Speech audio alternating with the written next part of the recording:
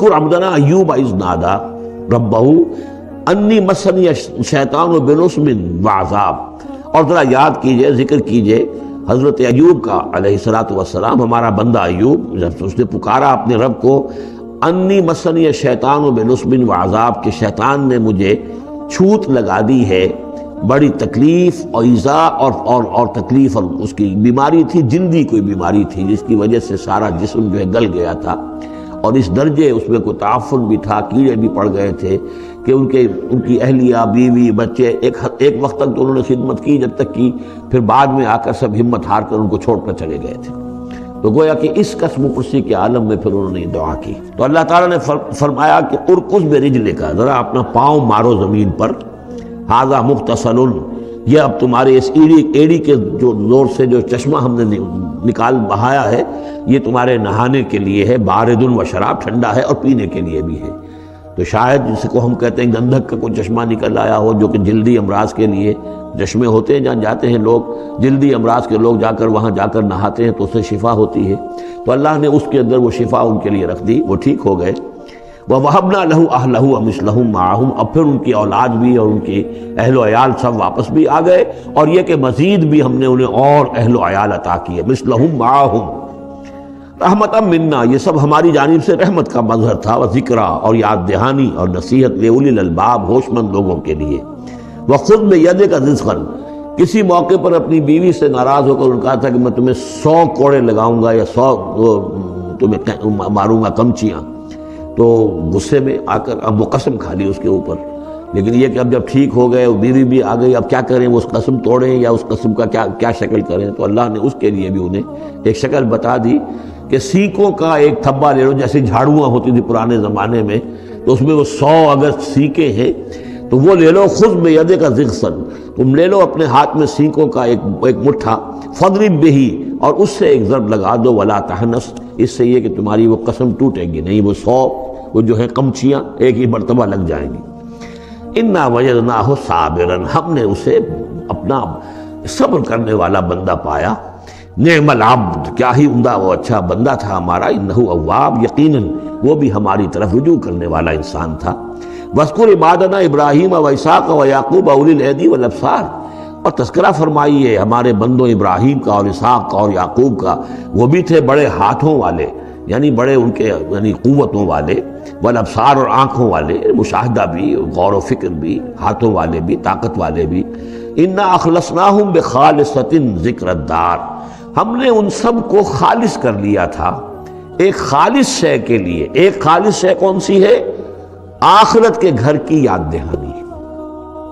یعنی وہ لوگوں کو ہمیشہ متوجہ کرتے رہتے تھے کہ اصل زندگی آخرت کی زندگی ہے۔ اِنَّا أَخْلَصْنَاهُمْ بِخَالِصَةٍ، ایک خالص شے کے لیے ہم نے انہیں خالص کر لیا تھا، یعنی ان کی زندگی میں اب ایک ہی، جیسا کہ میں نے بارہا عرض کیا ہے کہ جو اللہ کا بندہ اس مقام پر پہنچ جائے، پھر واقعہ یہ ہے کہ اسے دنیا کی دولت سے دلچسپی نہیں، دنیا کی کسی اور دوسری چیز کی طرف رغبت نہیں، اس کے وقت کا، اس کا ایک ایک منٹ، اس کی توانائی جو بھی اللہ نے اس کو دی ہے، اس کا خون کا ایک ایک قطرہ وقف ہو جاتا ہے پھر اس کام کے لیے کہ خلق خدا کو خدا کی طرف بلائے، اللہ کی طرف بلائے،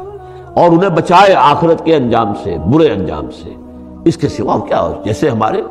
شیخ معین الدین اجمیری رحمۃ اللہ علیہ، وہ آئے تھے ہندوستان میں، اگر اس وقت آ کر بیٹھے ہیں اجمیر میں، جبکہ اجمیر ابھی جو ہے وہ کفر کا گڑھ تھا، راجپوتوں کا مرکزی مقام،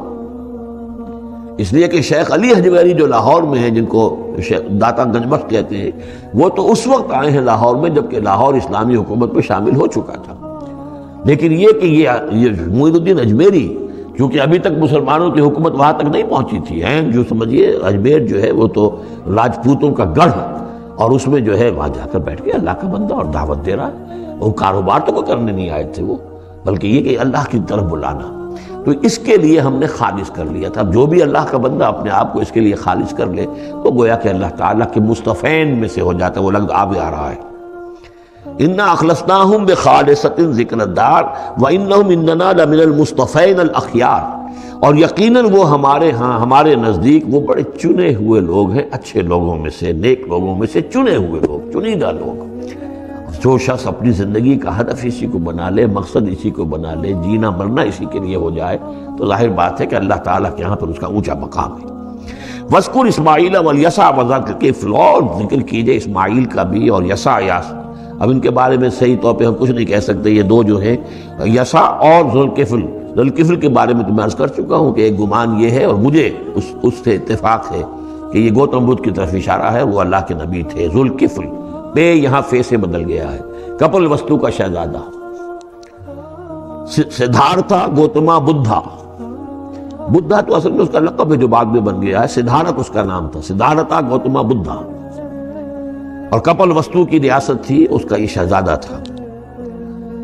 وَكُلُّ مِنَ الْأَخْيَارِ، یہ سب کے سب بھی بڑے ہی عمدہ لوگوں میں سے تھے۔ ھذا ذکر، یہ ایک ذکر ہے، یہ ایک تذکرہ ہے۔ وَإِنَّ لِلْمُتَّقِينَ لَحُسْنَ مآب، اور یقیناً ان متقین کے لیے، تمام متقین کے لیے بہت ہی اچھی جگہ ہے لوٹنے کی، آنے کی، اچھا ٹھکانہ ہے۔ جنات عدن، وہ باغات کے جو رہنے والے ہوں گے، ریزیڈنشل ہوں گے، بسنے والے۔ مفتحت لہم الابواب، جن کے دروازے ان کے لیے کھلے رکھے گئے ہوں گے۔ یہ اس سے بھی آگے بھی آئے گا سورہ زمر میں بھی کہ جنتوں کا معاملہ یہ ہے کہ اس کے دروازے کھلے ہوں گے جنتیوں کے استقبال کے لیے۔